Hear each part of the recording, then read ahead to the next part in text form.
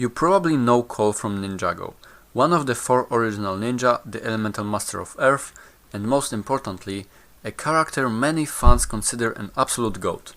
For years, he has been one of the most important ninja, but with Dragon's Rising and its new characters, he slowly started fading away from the main story.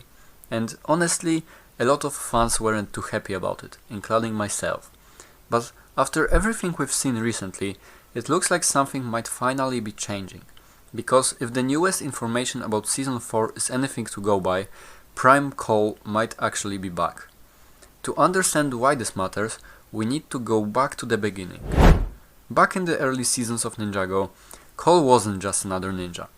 In many ways, he actually felt like the leader of the team. Even though Kai often tried to take charge, and Lloyd later became the Green Ninja, Cole was the one keeping the group united. He was the calm one, the responsible one, and the one who often held the group together. As the Master of Earth, Cole was one of the strongest ninja physically and mentally. We saw this multiple times during the early seasons when he protected the team, supported the others, and took on dangerous challenges without hesitation. Even during the Wild Brain era of Ninjago, from seasons 11 to 16, Cole still received some important focus, especially when the show explored his past and his connection to his mother. And this is why season 13 is such an important moment for his character. Season 13 didn't just give Cole more screen time, it gave him one of the most meaningful character arcs he has ever had. Throughout the story in Shintaro, we learned much more about Cole's mother Lily, the previous Elemental Master of Earth. For the first time, the show really explored the legacy Cole inherited from her and what it truly means to carry that power. And this made the season feel much more personal for him. And the final battle against the School Sorcerer is one of my favorite fight scenes in all of Ninjago. Seeing him finally unlock the full power of the Earth element and defeat the School Sorcerer was honestly incredible. Moments like that are exactly why so many fans consider Cole to be one of the strongest and most interesting ninja in the series. But as the story of Ninjago evolved, the focus naturally shifted to other characters, the new ones, such as Arin, Sora, and Wildfire. That's not necessarily a bad thing. New characters, new villains, and new storylines help the Ninjago universe grow. But unfortunately, that didn't leave enough space to properly develop everyone, and some characters slowly started being pushed aside.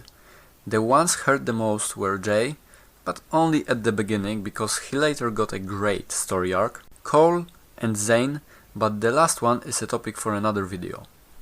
While characters like Lloyd and Kai were still receiving major story arcs, Cole often felt like he was just there, or sometimes not even there at all. One of the biggest examples of this happened in Season 3 Part 1. During the conflict with Lord Russ, the Forbidden Five and Thunderfang, most of the ninja were deeply involved in the main storyline.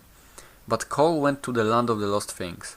And while that concept itself was interesting, it also meant something pretty surprising. Cole was absent from 9 episodes, while the entire season only has 20. That basically means one of the original ninja was missing for almost half the season. However, things started to change a little in Season 3 Part 2. For the first time in a while, Cole actually received a moment that reminded fans why he was such an important character in the first place. During his confrontation with Noct, the situation became extremely personal. Noct had stolen the souls of the Finders, and Cole stepped in to fight him. This scene wasn't just another random fight. Cole stepped in, desperate and shaking with emotions. He couldn't hold back anymore. Cole was fighting not only to stop a villain, but also to protect the people who had trusted him. And in classic Ninjago fashion, the fight came with a twist.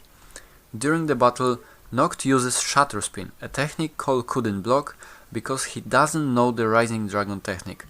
Eventually, he got defeated and his soul was absorbed as well. I genuinely felt shocked when Cole lost the fight and had his soul stolen.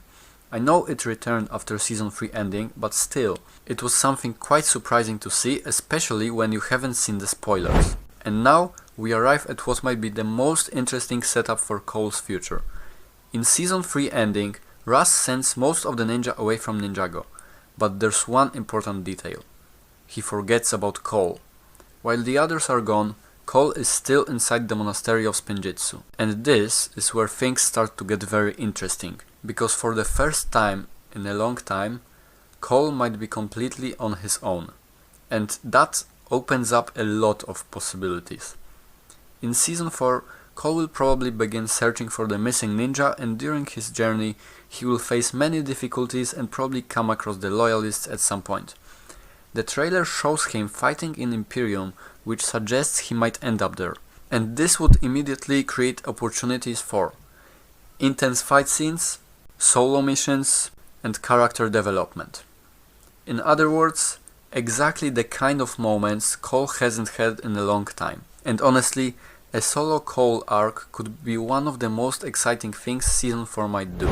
Another interesting detail that I haven't talked about in any of my videos is the number of words spoken by characters in Season 4 Part 1. According to available information, Cole has 728 words, which is a pretty decent amount. Comparing that to some of the other characters, that might not sound like a lot, as both Jay and Lloyd have around 1500 words, which is double the amount Cole has. However, Ninjago favored Lloyd from the very beginning, explaining why he has so much attention.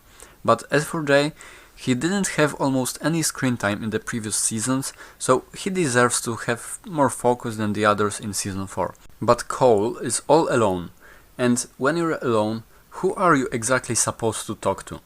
I mean, I speak to myself, but I'm a bit special, so don't take me as an example. But my point is that Cole will have no one by his side, resulting in fewer conversations. But here's the important thing. Screen time isn't just about the number of words. Sometimes a character can have fewer lines, but more impactful moments.